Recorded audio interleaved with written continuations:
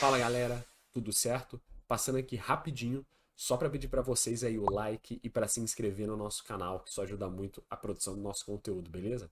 Valeu, espero que gostem aí do vídeo. Fala galera, mais um vídeo no canal. Hoje a gente vai estar falando aqui sobre a sexta rodada do Campeonato Brasileiro e mais um vídeo nosso sobre as rodadas, né? A gente sempre faz esse giro toda rodada para dar um parecer de como que estão indo as coisas do nosso querido Campeonato Brasileiro, o Brasileirão, né? Deixei aqui na lateral direita todos os jogos, a gente vai passando um por um, nessa ordem mesmo, e aí depois eu vou dar uma passada também na tabela, que por enquanto a minha câmera está em cima, mas aí depois eu tiro pra gente conseguir analisar direitinho a tabela. Começando pelo jogo, que é o jogo das maiores torcidas do Brasil, Flamengo e Corinthians. Flamengo não tomou muito conhecimento do Corinthians no jogo, foi 2-0.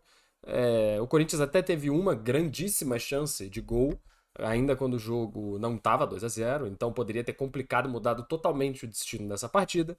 Mas no Maracanã, o Flamengo dominou o jogo, conseguiu atacar muito mais do que vinha atacando nos últimos jogos, e o Corinthians não foi o mesmo time que estava vindo a ser, né?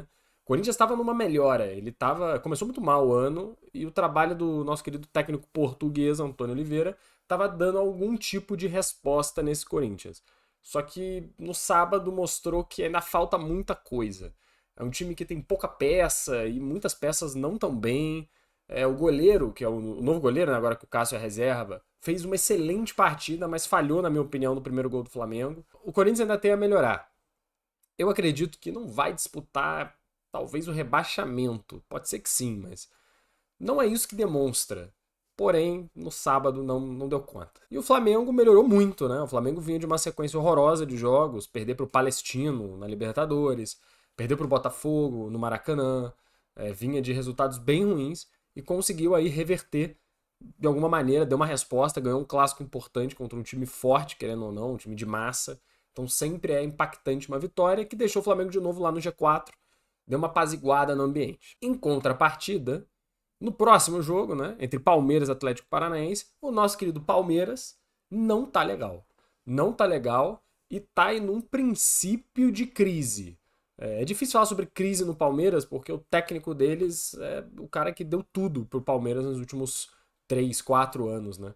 Então é difícil você começar uma crise em volta disso, do trabalho do técnico, que o Palmeiras não tá jogando bem, e de fato não está jogando bem. O Palmeiras não faz gol. Então, se você vê aqui mesmo na tabela, dá pra ver, né?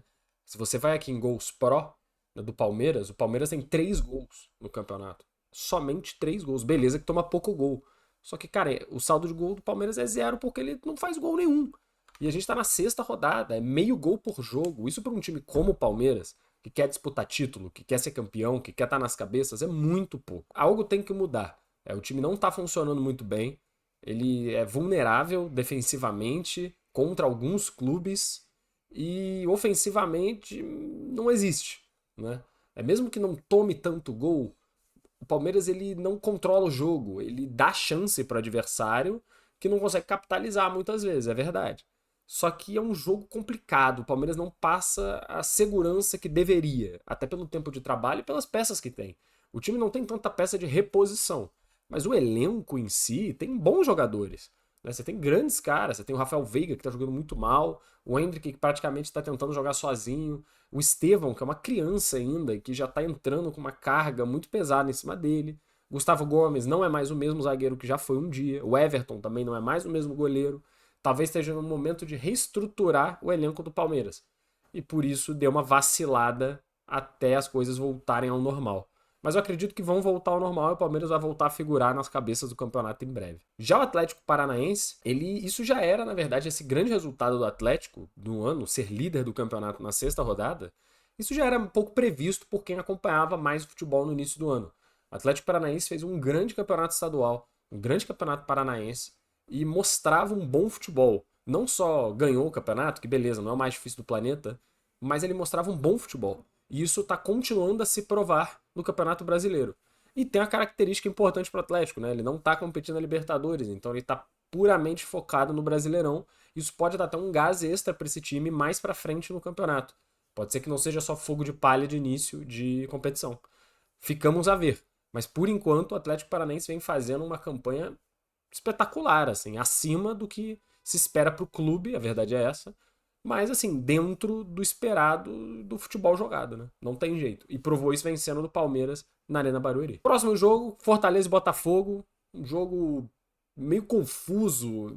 Tiveram uns lances esquisitíssimos nesse jogo. Quase que saiu um gol do Botafogo no último lance, num recuo de bola inacreditável, né, ali do zagueiro do Fortaleza. Mas foi um jogo muito amarrado. Eu não achei um bom jogo. Tiveram mais chances do que só o 1-1 para ambos os times, que não foram bem aproveitadas, e demonstra um pouco o que talvez esses clubes sejam hoje, né? O Fortaleza, ele já foi muito melhor do que é. É um clube que no momento está com problemas de elenco, o time não está conseguindo rodar, o Vojvoda não está conseguindo fazer as peças funcionarem como ele mesmo já fez anteriormente, e o time está pecando para jogar futebol. O Fortaleza não vem num grande momento e não sei quando vai conseguir sair disso. O Botafogo, pelo outro lado, ele é um time que oscila muito. É capaz de ser o time que mais oscila nesse campeonato brasileiro. Porque ele faz grandes jogos, como por exemplo o 2-0 em cima do Flamengo. Foi um grande jogo contra um adversário direto, na casa do adversário rival. Sei lá, agora vai embalar. E aí vai jogar contra o Fortaleza mal e também joga mal. Né? E não consegue andar pra frente. O Botafogo parece que ele ganha muito bem, aí perde muito feio.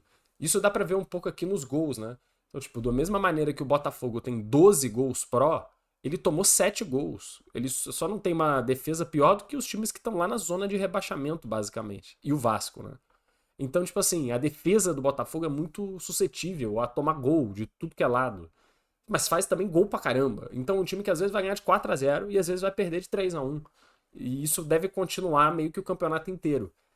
Vencer e perder faz com que o seu time fique mais pra cima na tabela. Isso é uma tendência. Um time que empata muito, ele acaba ficando pra trás. Porque ele não soma ponto, né? Tipo, vamos lá, fazer uma matemática. A cada 2 jogos, se o seu time sempre perde e ganha, ele vai somar 3 pontos a cada 2 jogos. Se o seu time sempre empata, ele soma só 2. Então, aos poucos, você vai ficando pra trás. O Botafogo vai continuar figurando nas cabeças, mesmo que ele não se ajeite no sentido de regularidade. Mas campeão é difícil ser. Mas, de qualquer maneira, vai ser um competidor e é um time dificílimo de se jogar contra. Eu acho que o jogo do Botafogo é bom. Tá buscando apenas regularidade, talvez um pouco mais de defesa, um pouco mais de sobriedade ali na defesa para conseguir resultados melhores. Já Atlético Goianiense e Cruzeiro, porra, assim, um jogo ruim. Eu vi metade desse jogo, para ser sincero, não vi o jogo inteiro, porque, putz, complicado demais. Mas o jogo não foi muito bom, tecnicamente abaixo. O Cruzeiro foi mais dominante do que o Atlético Goianiense, é bem verdade, e merecia vencer mesmo que fosse de 1-0, merecia vencer. O Cruzeiro não é um time tão ruim assim. Competindo contra os mais fracos do campeonato, o Cruzeiro se sobressai. Contra os mais fortes, o Cruzeiro ainda peca porque simplesmente não tem peças. Né? O elenco é um elenco limitado, digamos assim. Mas venceu um jogo importantíssimo para as aspirações do Cruzeiro no campeonato, né? Que hoje são não cair e quem sabe pegar a Sul-Americana, e tá ótimo já. Essa é a aspiração real do Cruzeiro, mesmo que hoje esteja mais acima na tabela. E já o Atlético Goianiense, cara, assim, na minha opinião, mesmo que já seja sexta rodada, né, apenas, para mim o Atlético Goianiense caiu já do campeonato. São 6 rodadas, o Atlético jogou só 5, é bem verdade, mas perdeu 4 dessas 5, tomou 8 gols e fez só 2 gols. Isso aqui é sinônimo de que algo está muito errado. No caso do Fluminense, por exemplo, que está na zona de rebaixamento também, o Fluminense faz muito mais gols. Isso aqui demonstra que é mais fácil o Fluminense vencer. Detalhes estão faltando. Quando um time está tomando muito mais gol do que faz, é a receita do fracasso num campeonato. Né? Então, cara, o Atlético Goianiense, para mim, junto com o Cuiabá, que a gente não vai citar hoje, né, porque o jogo foi adiado, não por causa das enchentes no Sul, mas por causa do jogo da Copa Verde, também é outro time que já caiu. É muito difícil você conseguir reverter uma situação assim, a não ser que exista um investimento grande em janela de meio de ano e tudo mais. Então o Atlético Goianiense não joga bem. O que me impressiona, eu esperava um Atlético Goianiense bem melhor, para ser bem sincero, mais competitivo, mas não tá sendo essa a verdade. O jogo do Bahia e do Red Bull Bragantino, cara, bom jogo de futebol, na minha opinião, bom jogo. E o Bahia venceu e mereceu. Vem jogando muito bem esse time do Bahia. É surpreendente, mais surpreendente do que provavelmente qualquer outro clube nesse início de ano, o quão bem o Bahia joga. Não quer dizer que ele vence tudo, né? Mas ele perdeu pro Vitória, por exemplo, já nesse ano, no Campeonato Baiano. Mas é um time que tá muito mais competente e parece que preparado para vencer cascudo do que eu esperaria, né? Contratou grandes jogadores, o Everton Ribeiro joga muita bola e ajuda muito, o Cauli é um grande ali jogador que ajuda muito na fase ofensiva, mas ainda assim, o trabalho do Rogério vem sendo muito bom no Bahia. Eu não acho que vai se manter nesse G4. Não acredito que esse é o ano ainda desse desponte do Bahia como um candidato real a algo importante. Mas se continuar jogando bem, luta sim por um G8, um G7, uma vaga na Libertadores, que já seria um prêmio para o Bahia esse ano. E esse início de campeonato potencializa muito isso. Você começar bem o ano é muito importante para esses times que talvez não tenham um poder de chegada, né, no final. Você já tem pontos somados, e isso conta muito a partir da segunda metade do campeonato. O Bahia vem jogando muito bem, surpreendente e muito legal também ver um time do Nordeste fazendo uma campanha tão forte no campeonato. É algo que a gente não vê há muito tempo, para ser bem sincero, e é bom pro futebol brasileiro de modo geral. Já o Bragantino, ele tá com uma pegada meio de time água de salsicha, né, nesse ano.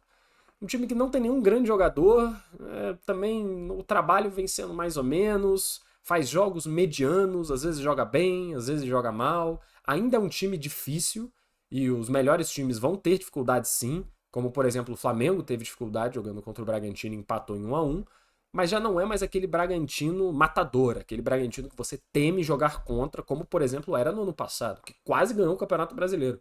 Por um momento foi líder, já no final. Não é mais esse mesmo time, é um time parece que sem muita vontade também de nada, sabe? Esse é um mal que eu vejo no Bragantino.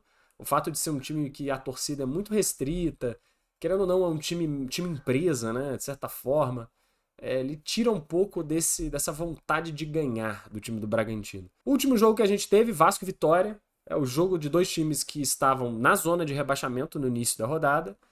Vitória importantíssima para o Vasco, que jogou melhor do que o Vitória, mas ainda assim é trágico ver o Vasco jogar. Eu vi esse jogo, os dois times são ruins, a verdade é essa, os dois times são muito fracos.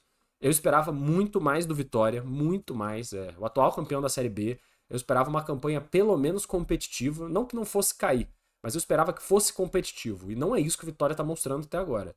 Ele conseguiu só um ponto no campeonato, e um ponto assim. E é isso aí mesmo, sabe? Não é que tipo, putz, perdeu pontos sem querer, azar. Não. Ele de fato tá mal. E eu não acho que o Vitória vai conseguir reverter também muito essa situação. Pode ser? Pode ser. É sempre possível.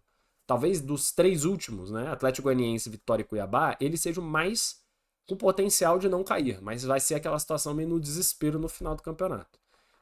E em contrapartida do Vasco, que também é desesperadora a situação do Vasco, tá? Na minha opinião, conseguiu pelo menos uma vitória para respirar. E é muito importante você respirar no campeonato. O campeonato de pontos corridos, quando você entra na zona de rebaixamento e não consegue mais sair, isso gera um clima muito ruim no clube. Eu já vi isso várias vezes. O time não é tão ruim, só que, cara, fica preso nesse marasmo, parece nesse lamaçal e não consegue sair. Não consegue sair, fica nessa e já era. Essa vitória é muito importante pro Vasco. Vai pegar o Flamengo na próxima rodada. A chance de perder é grande, querendo ou não. Vai voltar a lutar ali contra o rebaixamento de novo. Mas se ganha algumas, eu acho que já fica um pouco mais tranquila a situação. E a torcer, né, que o Vasco tenha o aporte mesmo da 777 no meio do ano e consiga contratar jogadores que realmente façam um impacto no time e ganhem alguns pontos necessários para o time se manter na Série A, que hoje é a disputa do Vasco. O último jogo da rodada que vai acontecer é hoje ainda, não aconteceu, que é São Paulo e Fluminense. Um jogo que é muito importante para ambos os times. Se o São Paulo quiser algo nesse campeonato, ele precisa vencer.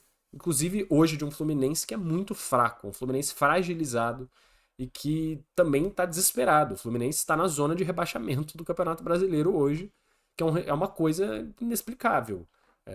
Antes do campeonato você cogitava o Fluminense disputando Libertadores, disputando G4, quem sabe até título.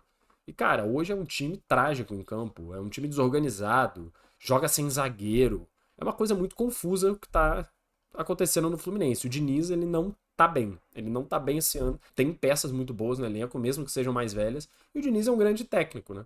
Então, vamos ver se as coisas vão se acertar pro Fluminense. Outra partida do São Paulo, que ainda é um time também meio água de salsicha esse ano, ele precisa decidir se ele vai querer competir ou não nos campeonatos. O São Paulo é um time que às vezes faz jogos tenebrosos, muito ruins, tanto na Libertadores quanto no Campeonato Brasileiro, e às vezes faz grandes resultados, grandes recuperações. Qual é o São Paulo desse ano? Ainda não sabemos. Com o novo técnico, talvez agora a gente consiga entender melhor como vai ser esse São Paulo. Quem sabe hoje o jogo já vai ter um pouco mais a cara do Zubeldia, né? E obviamente sempre passando os jogos que não aconteceram. Inter e Juventude, os dois times do Sul, obviamente, né? O jogo foi adiado para não sei quando. E o Atlético Mineiro e Grêmio também foi adiado por causa da situação das chuvas no Rio Grande do Sul. Já o Criciúma e o Cuiabá não foi adiado por isso, né? Como eu já falei mais cedo, foi adiado por causa do jogo da Copa Verde, que o Cuiabá, por sinal, foi eliminado nos pênaltis contra o Vila Nova. Então, não terá mais restrição de jogo aí pro Cuiabá por causa da Copa Verde, né? Então temos aí mais 3 jogos adiados. Esse ano é um ano que vamos ter diversos jogos aí a serem feitos fora da ordem, né? Agora passando aqui a minha câmera para outro lado, só pra gente ver a tabela rapidinho. Bom, o Atlético Paranaense é líder do campeonato, seguido do Bahia. Surpreendente esses dois times nessa posição. Flamengo seguindo na terceira posição, com o Botafogo, esperado. Cruzeiro em quinto, também inesperado. O Cruzeiro vem fazendo um grande ano, querendo ou não, do Campeonato Brasileiro. O Atlético Mineiro em sexto com 9 pontos, empatado com o Bragantino, mas o Atlético Mineiro está devendo um jogo, né? Depois vem o Palmeiras, em oitavo com 8 pontos, realmente abaixo do que se esperava por Palmeiras nesse ponto. São Paulo com 7, Inter com 7, Fortaleza com 7. Lembrando sempre que o São Paulo não jogou ainda. O Fortaleza está devendo um jogo da Copa do Nordeste, se eu não me engano, que foi por causa da Copa do Nordeste, o jogo foi adiado, então eventualmente também vai ter que jogar. E o Inter está devendo 2 jogos, né, por causa da situação das chuvas. Ele vai ficar mais para trás na tabela e cada vez mais, na verdade, até se regularizar toda essa situação. Seguido do Grêmio, na mesma situação do Inter, com 6 pontos. O Vasco com 6 pontos mais 6 jogos jogados. Então é meio complicada a situação do Vasco aqui. Até porque atrás dele com 5 pontos você tem Criciúma, Juventude e Corinthians. O Corinthians já jogou os 6 jogos, mas o Juventude está devendo 2 e o Criciúma está devendo 3 jogos no campeonato. Então, assim, supõe-se que o Criciúma ganhe os 3 jogos, tá? Que ele está devendo. São 9 pontos. O Criciúma é líder do Campeonato Brasileiro. Depois disso, o Fluminense, com 5 pontos e o jogo ainda para acontecer hoje. Vitória, Atlético Goianiense com 1 ponto e 5 jogos, tá? Cada um tá devendo um jogo. E o Cuiabá, que tá devendo 2 jogos, até porque não jogou nessa rodada, com 0 pontos. Nenhum ponto somado e pior, nenhum gol feito ainda no campeonato. Uma situação realmente muito complicada do Cuiabá. É isso. Tá feita a nossa rodada, nosso giro da 6ª rodada do Campeonato Brasileiro. Muito obrigado por ver o nosso vídeo. Vejam os outros também, se lhes interessarem. E um forte abraço, até o próximo vídeo.